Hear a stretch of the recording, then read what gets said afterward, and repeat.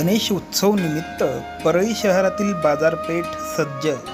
शनिवार दिनांक 7 रोजी गणपतीचे आगमन होणार, यासाठी परळी शहरातील बाजारपेठ पूर्णपणे सज्ज पाहायला मिळाली।